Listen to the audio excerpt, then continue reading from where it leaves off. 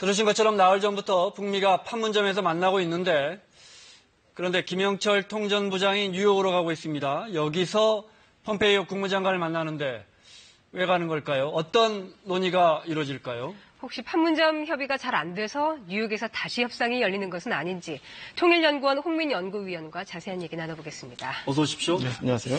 자, 아마 베이징에서 오후 2시쯤 출발한 것 같아요. 김영철 통일전선부장이 이제 가서 폼페이오 국무장관을 만나는 것까지는 확인이 된 거죠. 네. 예, 그래서 일단 확인이 된 거고요. 네. 원래 이제 약간 예정된 수순이었다 보시면 될 것 같습니다. 원래 이제 2차에 걸쳐서 이제 폼페이오 국무장관이 북한을 방문한 바가 있고, 네. 사실상 얼개를 잡았는데, 세부적인 최종 확정을 한다. 그러니까 예를 들면 6.12 북미 정상회담을 하는 내용 자체를 완전히 확정 짓고, 또 구두 친서도 전달하고, 네. 또 최종적으로는 이제 합의문 내용에 대한 최종적 확인, 이런 것들이 필요하죠. 그래서 어차피 한 번은 가야 된다라는 수순은 있었습니다, 일단. 네. 그러니까 우리가 확인할 수는 없지만 판문점에서 구체적인 내용들이 정리가 되면 이걸 가지고 또 최고위급들이 만나서 또 담판을 지어야 되니까. 그렇죠. 네. 네. 근데 왜 뉴욕으로 갑니까? 워싱턴으로 바로 가지? 예, 일각에서는 하여튼 대북 제재에 관련된 부분들, 그다음 미 수교국이기 때문에 워싱턴을 바로 가는 게 좀 힘들지 않나, 이런 일각의 분석이 나오긴 하는데, 사실상 과거 조명록 차수도 사실상 그대로 바로 워싱턴으로 간 바가 있거든요. 이 장면은 아마 폼페이오가 평양을 방문했을 때 그 장면인 것 같습니다. 네, 김영철이 네, 네. 기다리고 있는 거 보니까요. 지금은 외교상이죠? 네. 예, 하여튼 그런 얘기들이 있긴 한데, 네. 실제로 그런 건 정무적으로 다 풀 수 있는 부분이기 때문에, 네. 아마도 뉴욕의 유엔 주재 북한 대사들이 있고, 나름대로 뭔가 인프라랄까요? 자신들이 갖고 있는 인적 인프라가 있는 부분들이 고려됐을 수도 있고, 네. 또 한편은 유엔 본부가 있기 때문에, 네. 아마도 유엔과 관련된 부분도 고려될 가능성이 있다. 그래서 봅니다. 워싱턴이 아니고 뉴욕이다. 네. 혹시 김정은 위원장의 친서, 트럼프 대통령에게 가는 친서를 갖고 갔을 것 같다, 이런 분석이 많던데요. 네, 상당히 가능성이 높습니다. 왜 그러냐면 일단 공개 서한 형태로 트럼프 대통령이 이번에 취소 결정한 것에 대해서 또 한번 보낸 바도 있고, 또 거기에 대해서 김기관이 또 응답을 한 바도 있고, 근데 공식적으로 양측 지도자가 서로의 서한을 통해서 뭔가 6.12에 대해서 성공적 개최를 바라는 어떤 내용들이 전달되지는 못했습니다. 그렇기 때문에 아마 이번에는 방문하는 김에 아예 그런 친서를 전달함으로써 사실상 6.12 정상회담을 확정짓는 방식으로 얘기를 해야 되지 않을까. 그렇다면은 아마도 친서가 필요하지 않을까 싶습니다. 네. 네. 트럼프 대통령도 본인의 SNS에 글을 올렸습니다. 북한 김영철 부위원장이 뉴욕으로 오고 있다. 내 편지에 대한 확실한 답장을 준 것에 감사한다. 이렇게 덧붙였는데 믿음직한 반응. 네. 여기에서 내 서한이라고 한다면 네. 지난 목요일에 김정은 위원장에게 회담 취소를 밝혔던 그 편지를 말하는 걸까요? 예, 그렇죠.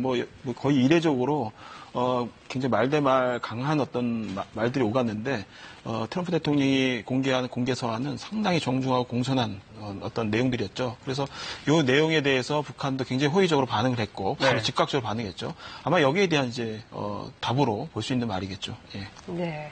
이제 북미 두 정보 라인이 미국에서 만나게 되고요. 또 현재 싱가포르에서도 또 판문점에서도 실무 회담이 진행 중입니다. 네. 싱가포르에서는 의전이나 경호 이런 보안 문제 실무 협의를 네. 하게 될 것 같고요. 그럼 뉴욕과 판문점에서는 구체적으로 어떤 논의를 하게 되나요? 예, 지난번 이제 펜스 부통령과 이제 존 볼턴 또 김계관 최선희의 일련의 어떤 말싸움으로 인해 가지고 사실상 한 일주일 정도가 사실 소비가 됐습니다. 네. 그렇기 때문에 좀 더 입체적으로 빨리 진행해야 된다. 그래서 지금 판문점에서는 지난번 두 차례 걸친 폼페이오 방북을 통해서 얼개가 잡힌 것에 대한 세부적 배치 또는 합의 초안에 대한 내용들이 세부적으로 논의되는 것이고 네. 그것이 바로 이제 뉴욕으로 전달이 돼서 뉴욕에서는 바로 그것을 확정짓고 조율하는 큰 틀에서 조율하는 아마 그런 구도로 양측이 조율되고 있다 이렇게 보시면 될 것 같습니다. 앞서 설명해 주신 것처럼요. 네. 그러니까 초안이든 합의문이든 그 어떻게 표현할지 모르지만 우리가 확인하기는 어려우니까요. 작성되고 있고 그것이 큰 틀에서 최고위급 선에서 물론 그것이 두 정상의 뜻이 담겨 있겠죠. 네, 그것이 그렇죠. 지금 뉴욕에서 내일이라도 협상이 또 이루어질 것 같다.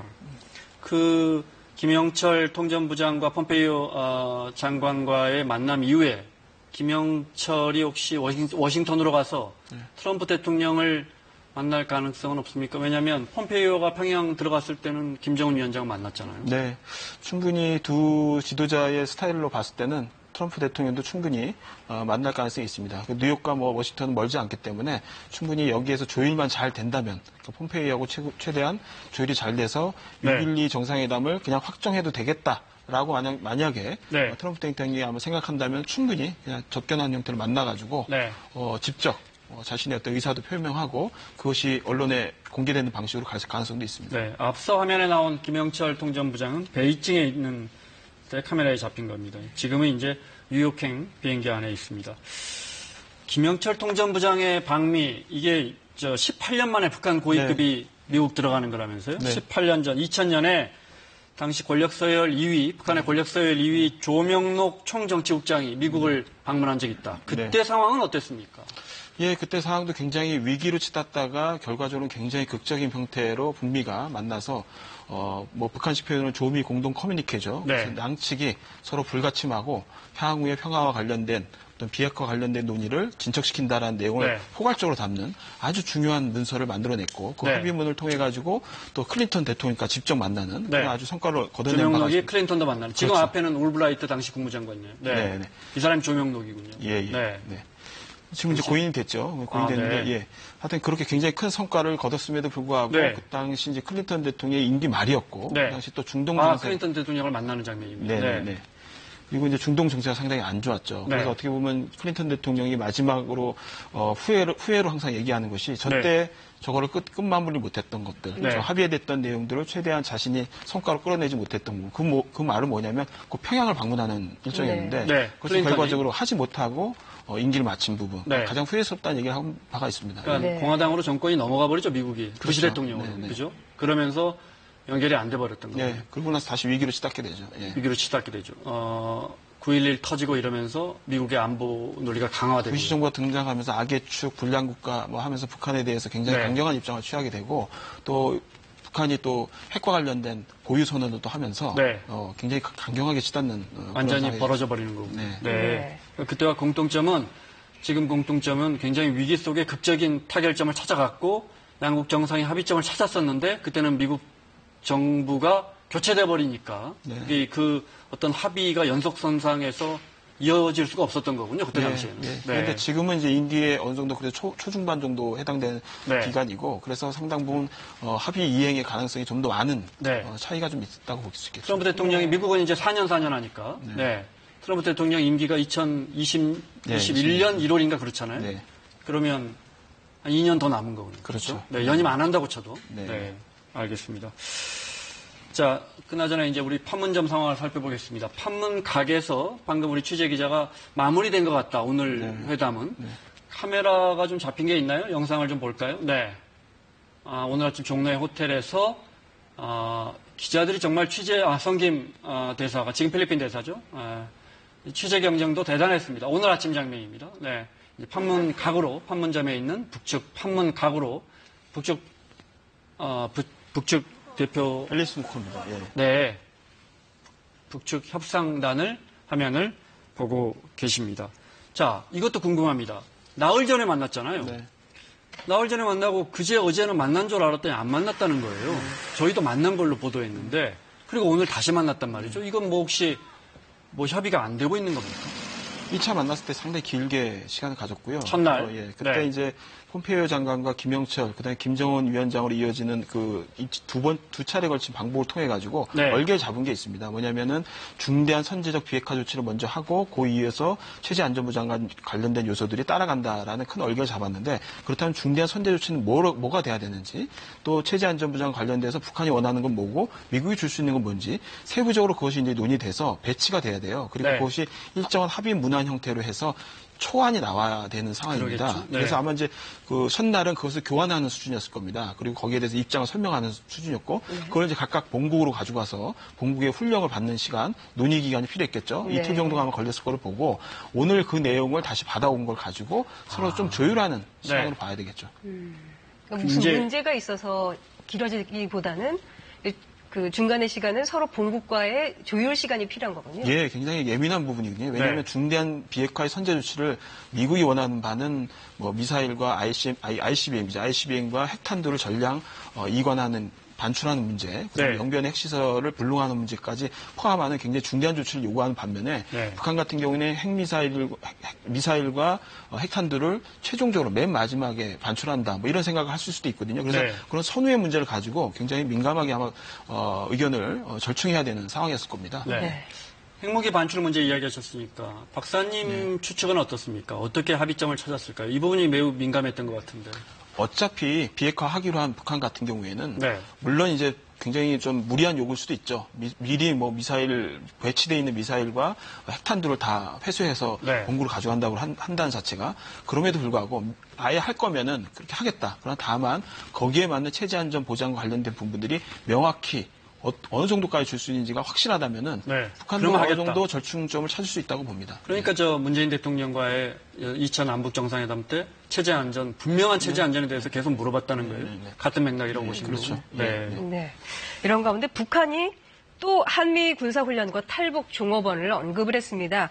노동신문을 통해서인데요. 8월에 예정된 한미연합 을지 프리덤 가디언 훈련을 중단해라. 또 2016년에 집단 기순했던 북한 식당 종업원 12명의 북송을 다시 요구를 했습니다.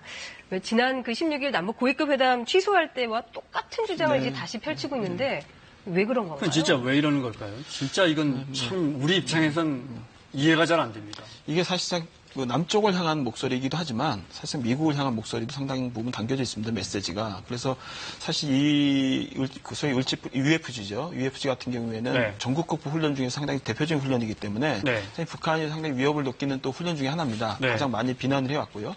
근데 이게 소위 말해서 북한에게 제공돼야 될 상한 대가로서의 체제 안전 보장 요소와 굉장히 밀접하게 연관되어 있습니다. 네. 전략자산 전기라든가 한미연합훈련들을 규모를 축소해달라. 뭐 이런 요구들이 사실상 북한이 지금 체제 안전 보장 요소를 굉장히 많이 하고 있는 얘기거든요. 네. 이제 그런 부분들을 가시적으로 자신들이 성과화 시켜야지만 9월 9일 정권 70주년 맞아서 이런 성과를 가져왔다. 북미 정상화를 통해 가지고 이런 걸 가져왔다라는 것을 받을 수 있기 때문에 네. 미리 초반에 이런 부분들에 대해서 메시지 주는 것이죠. 그 부분 알겠습니다. 하지만 미국에 대해서 내놓고 요구하지 못하니까 우리 쪽으로 요구사항들 어떻게 보면 우리 입장에서는 트집을 잡는 것 같기도 하고 우리 쪽을 향해서 요구 정도를 높인다 이 말씀이시군요. 당장 6.12 정상회담이 임박해 있기 때문에 네. 이 판을 흔드는 방식으로 미국에게 직접적 메시지를 하기는 줬을 부담스럽고. 경우에는 굉장히 부담스럽죠. 네. 그렇기 때문에 간접적 형태, 어차피 한미연합훈련이기 때문에 미국도 다 관련됐다는 건 네. 당연한 메시지이기 때문에 네. 아마도 이제 남쪽의 소재를 가지고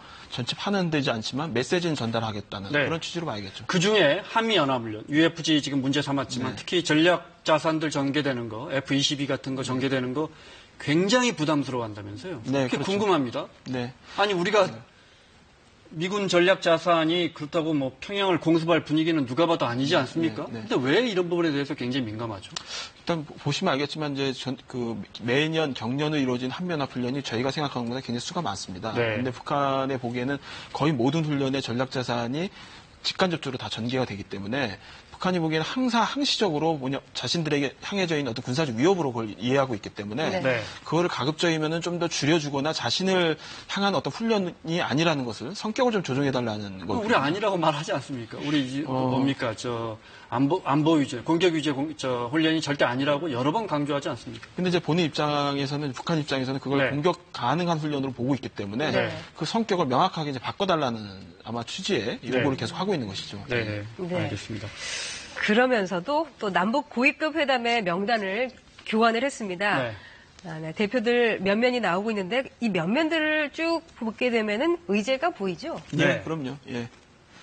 지금 판문점 선언에서 대표적으로 많이 소위 말해서 시한도 적시돼 있고 또 올해 안에 뭘 해야 될 것들 그리고 향후에 지속적으로 해야 될 것들에 대해서 많이 합의를 했는데 네. 그 중에서 뭐 철도 현대화 사업이라든가 또는 그러니까 네. 국토교통부 1차관이 주택이고 2차관이 교통이거든요. 그렇죠. 2차관 네. 가는 이유가 철도 때문에 가는군요. 네네. 그리고 네. 그다음에 아시안 게임 공동 참여 부분들 어떻게 협력할지 부분들 그래서 체육상이 간 거죠. 네. 노태강 차관은 많이 들어보셨죠?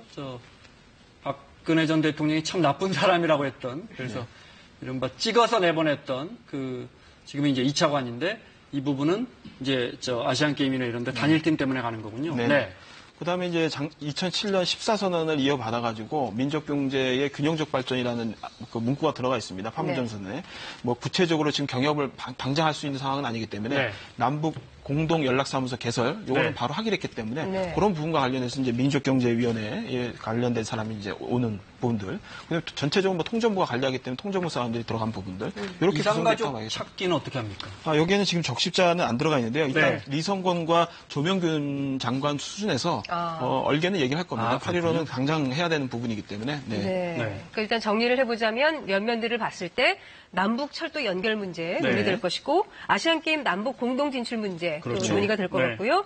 남북 경협에 대한 전반 뭐 연락사무소 개통이라든가 이런 것도 그렇고 또 8.15 이산가족 상봉 문제 네. 이렇게가 논의가 될 것 같고요. 가장 시급하면서 빨리 할 수 있는 부분입니다. 그게. 네. 알겠습니다. 자, 그리고 이 영상을 한번 볼까요? 오래된 영상인데 일본의 아사히 신문이 북한이 김정은 위원장의 눈물 영상을 노동당 간부들에게 공개했다. 이렇게 보도하면서 아주 이례적입니다. 김정은 위원장이 울고 있는 장면을 네. 이 영상을 인용해서 그러니까 최고 존엄이 눈물 흘리는 모습을 의도적으로 노출했다. 뭐 이유가 있을까요?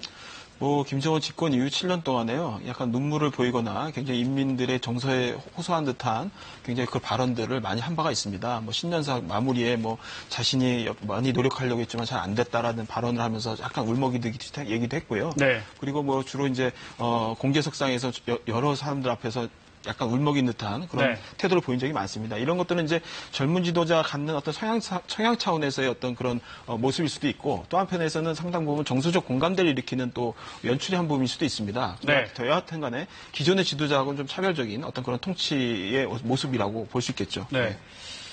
말 나온 김에 박사님 그 분야의 전문가시니까요. 네.